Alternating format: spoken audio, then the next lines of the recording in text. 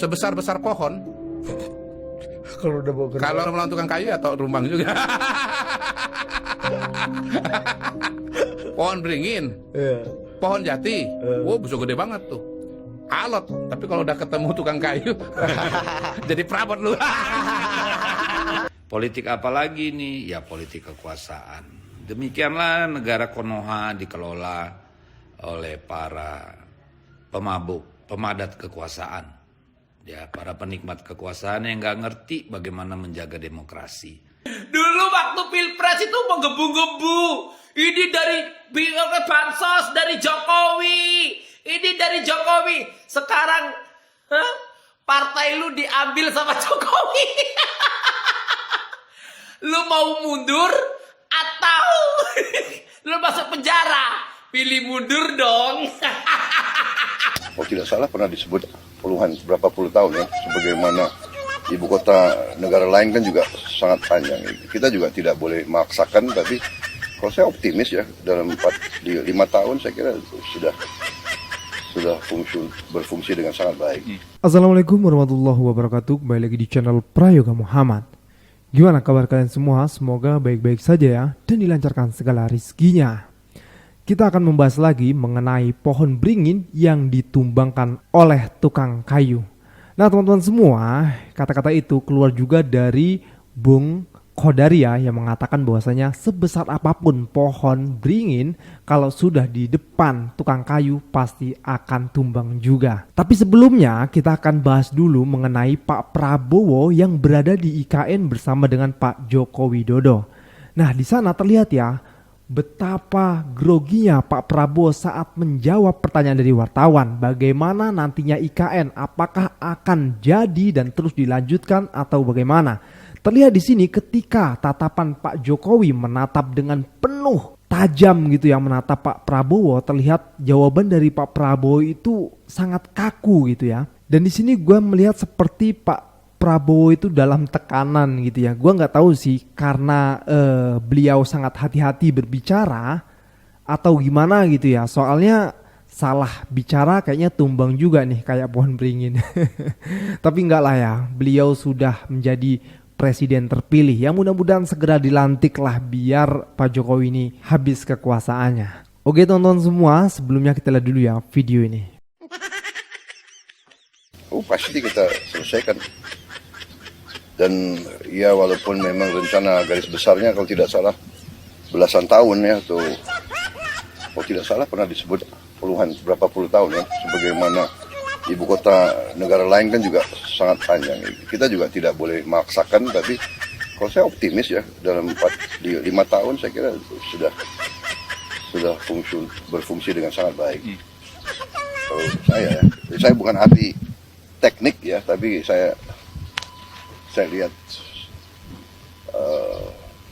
potensinya, saya yakin 5-6 tahun akan bagus, akan selesai.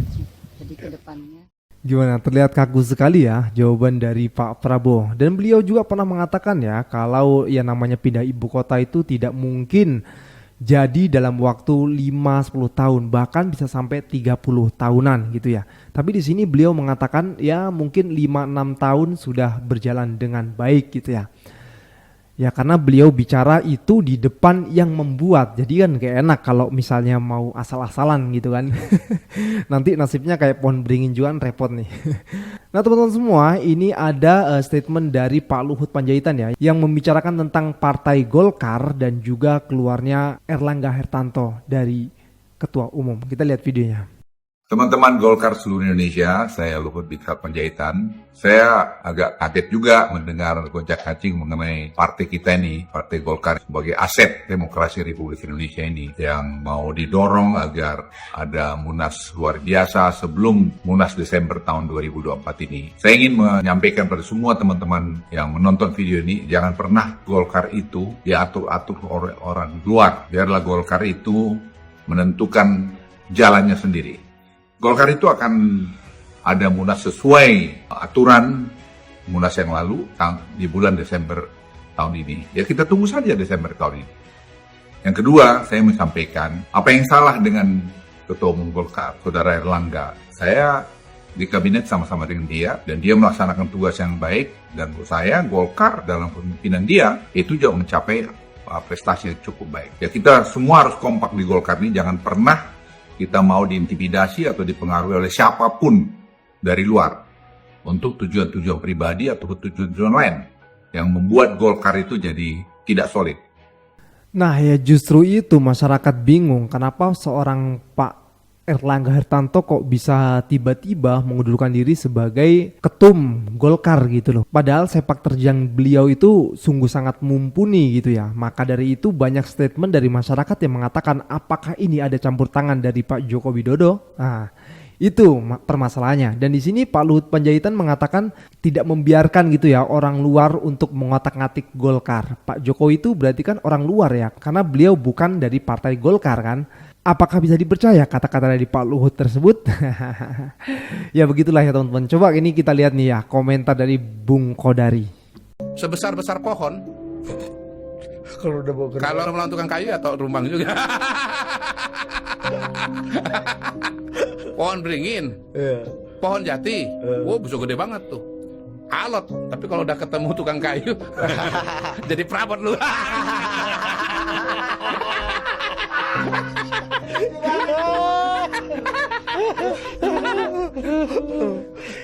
Lu siapa lu dulu? Wah, gua kayu jati, Pak. Gede apa kecil? Gede. Ya, lu kok bisa jadi gini? Ketemu tukang kayu. Di mana gedenya? Lu gak kelihatan. Ya tadi, Pak, ketemu tukang kayu, Pak. Dia punya perkakas. Kalaupun pohonnya udah tumbang, ya jadi tukang kayunya jadi perabot. Kalau presiden selanjutnya nggak izin gimana? Iya gitu. Artinya presiden selanjutnya berarti ya sudah keluar lah. Sudah keluar. Ini post factum. Ini ada izin nggak? Ada izin nggak? Itu nggak bisa disimpulkan di depan, disimpulkan belakang. Begitu terjadi, oh izin udah keluar. mau izin mau nggak penting ya. Izin udah keluar. Izin udah keluar itu. Yang ngasih izin 08 apa 08 setengah? Yang ngasih izin 08 apa 08 setengah? 08 dan dilaksanakan oleh 08 setengah. Lihat ya teman-teman semua, kata-kata dari Bung Kodari ini semakin menguatkan stigma dari para netizen yang dimana pohon beringin tumbang karena di depan si tukang kayu. Kalian maksud kan? Maksud lah, masa enggak sih? Ya begitulah teman-teman semua. Kita lanjut lagi ke videonya. Gonjang-ganjing politik terjadi lagi. Ternyata ada isu nih bahwa Pak Erlangga Hartarto, Ketua Umum Golkar, dikabarkan mundur. Benar atau tidak, wallahualam. Dan itu urusan Partai Golkar. Tetapi isu ini kan sudah lama ya, bahwa Pak Lurah pengen ambil Golkar. Dan salah seorang menteri menjadi pengganti Pak Erlangga. Kabarnya sih beberapa waktu yang lalu ada rencana pemanggilan oleh jaksa ke Pak Erlangga. Tapi kemudian malah yang keluar isu mundur. Politik apa lagi nih? Ya politik kekuasaan. Demikianlah negara Konoha dikelola oleh para pemabuk, pemadat kekuasaan. Ya, para penikmat kekuasaan yang nggak ngerti bagaimana menjaga demokrasi. Kita jogetin aja dulu, kita tunggu, kita lihat. Karena isu ini sudah lama dan akhirnya kejadian. Merdeka! Gue mempertanyakan alasan kenapa Pak Erlangga mundur. Sebenarnya untuk prestasi partai, ini prestasi partai ya, under Pak Erlangga, Golkar itu ya bagus. Di DPR 2019 ke 2024 itu Golkar 85 kursi. Terus yang terbaru 2024 ke 2029 itu 102 kursi, naik 17. Belum lagi banyak kader Golkar itu yang lagi dipersiapkan gitu untuk jadi calon pemimpin daerah. Dengan itu semua, dengan apa yang udah dilakukan, terus apa yang mau dilakukan, kalau gue jadi Pak Erlangga, gue nggak punya alasan untuk mundur. Kecuali kalau gue ada di posisi di mana gue harus mundur dengan paksaan. Itu kalau gue. Siapa tahu Pak Erlangga orangnya ikhlas gitu, kayak ya udah ambil aja gitu. Alasan formalitasnya mah ada gitu, katanya menjaga kestabilan gitu. Tapi ya, masa sih?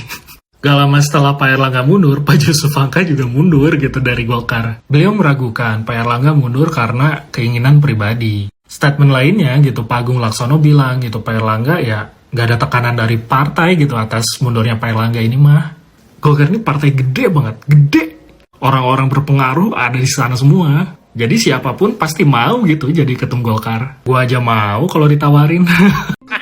Baba Alun mundur dari Dewan Penasehat Partai Beringin. Gue menyebut itu, males gue. Partai Beringin aja ya. Nah bener Baba, ngapain diikutin? Iya nggak? Udah saya diserang Medi di sono. Ntar yang ada kekayaan Baba Alun dirongrong sama Partai Beringin. Udah jangan diikutin Baba Alun. Ngeri, ngeri. Ada apa dengan Golkar? Winter is coming kah? Mundurnya Pak Erlangga dari ketum Golkar jelas menimbulkan pertanyaan, apakah ada intervensi Akatsuki? Menurut kabar sih, penyebab mundurnya Pak Erlangga ingin fokus di pemerintahan dan tidak ingin disibukkan dengan partai. Dan ingin menciptakan situasi kondusif di dalam masa transisi pemerintah di masa yang akan datang. Tapi sayangnya, saya kurang percaya Pak. 2 periode memimpin Golkar, sedikitnya kita tahu bagaimana kekuatan grassroots Bapak selama ini. Boleh saya bertanya Pak, dan mohon dijawab jujur, apakah ada kekuatan yang lebih besar yang memaksa untuk menyerahkan Partai Golkar? Ya, sepertinya memang winter is coming.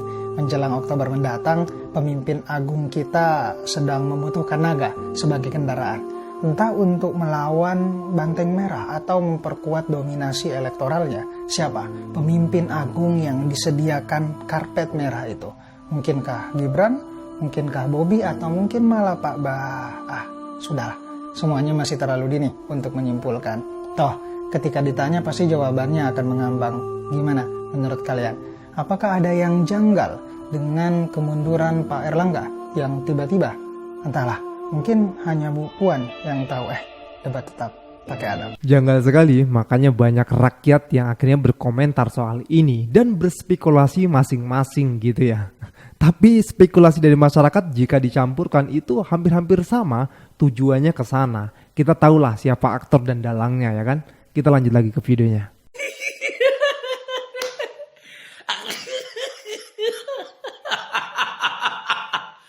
Erlangga Hartarto, ketum Golkar.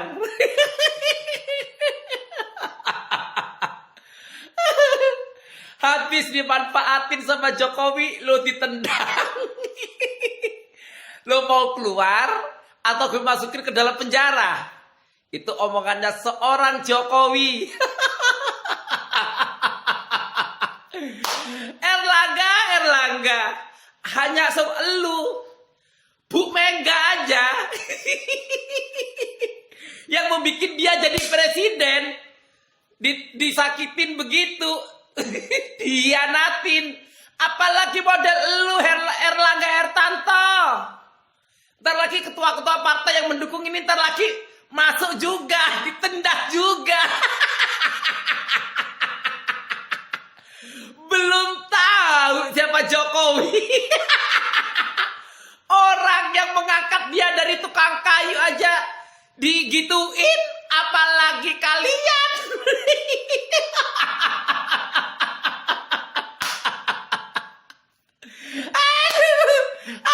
Gue ketawa. Dulu waktu pilpres itu menggebu-gebu. Ini dari bansos dari Jokowi. Ini dari Jokowi. Sekarang partai lu diambil sama Jokowi. Lu mau mundur atau lu masuk penjara? Pilih mundur dong. Salam waras. Yusuf Hamka belak-belakan sebut Erlangga mundur dari ketum Golkar karena kursi ketum Golkar direbut orang powerful. Siapakah dia? Fir'aunkah dia yang merebut kursi itu? Bisa jadi ya, masuk akal ya. Karena di akhir-akhir masa jabatan Fir'aun ini membutuhkan kendaraan partai politik yang besar ya untuk melanggengkan kekuasaannya gitu. Nah, kebetulan partai politik besar itu adalah Pohon Beringin ya. Dan kebetulan juga Pohon Beringin ini penghuninya atau kuncen dari Pohon Beringin ini bermasalah ya. kasus Migor ya. Nah, jadi singkat cerita begini ya, gitu kan. Inilah kronologinya seperti ini gitu. Nih si Firaun ini ngancem nih sama si Kuncen Pohon Beringin nih. Kuncen, serahkan Pohon Beringin itu sama gue, kata gitu. Kalau enggak, semua kasus-kasus lu gue bongkar. Nah, kurang lebih seperti itulah kronologinya ya. Itu hanya cocok logi saya ya, cocok logi netizen juga ya. Kebanyakan berpikir seperti itu kan ya, gitu kan. Nah, lalu si Kuncen ini ya daripada di penjara, ya udah akhirnya menyerahkan tahtanya itu kan ke si Firaun itu kan. Nah, nanti jika tiba-tiba pohon beringin itu berbuah belimbing sayur seperti kata Bang Coki ya, berarti bener ya, cocok logi netizen bener, nggak meleset. Salam logika. Susahnya menjadi orang yang sudah tersandera hukum, biasanya dia tidak punya pilihan. Bahkan dia cenderung menjadi orang pertama yang dikorbankan. Sebenarnya menjelang Pilpres 2024, AHA dan Pohon Beringin sudah mendekati banteng untuk berkoalisi. Tetapi tiba-tiba saja AHA dipanggil oleh Kejagung. Kini menjelang Pilkada 2024 juga, AHA dan Pohon Beringinnya masih tetap ngotot bahwa RK akan maju di Jabar. Namun tiba-tiba Pak Lurah memanggil AHA dan berakhir pengunduran diri AHA dari Ketum Pohon Beringin. Dan lihat hasilnya, sekarang RK tetap ditarik ke Jakarta. Posisi AHA saat ini tidak ada untung-untungnya. Sudah mah dikasih es krim minalisasi dan juga dikudeta. Padahal AHA sudah memberikan segalanya. Sudah membungkuk-bungkuk sampai serendah-rendahnya. Tapi AHA tetap saja ditendang. Ya, itulah yang dinamakan politik itu dinamis ya guys. Yang akrab gak selamanya akrab, yang renggang pun gak selamanya renggang. Tapi teman-teman semua, atas kejadian ini kita bisa menarik benang merahnya ya. Dimana ternyata banyak pejabat yang mempunyai kasus. Apakah pejabat itu identik dengan kasus atau bagaimana? Padahal menjadi seorang pejabat itu yang dimana harus bersih, mengayomi rakyatnya dan bisa mensejahterakan rakyatnya. Bukan malah justru menggerogoti rakyatnya sendiri. Sebenarnya ini kalau kita tarik lagi, ini adalah ulahnya sendiri ya. Karena kalau dia tidak punya kasus, pasti dia akan pede saja berada di tempat yang memang itu miliknya. Oke teman-teman semua, gue rasa cukup ya. Jangan lupa untuk berikan komentar dan kritikan di bawah ini. Jangan lupa juga untuk like, subscribe channel ini. Sekian dari gue Prayoga Muhammad. Wassalamualaikum warahmatullahi wabarakatuh.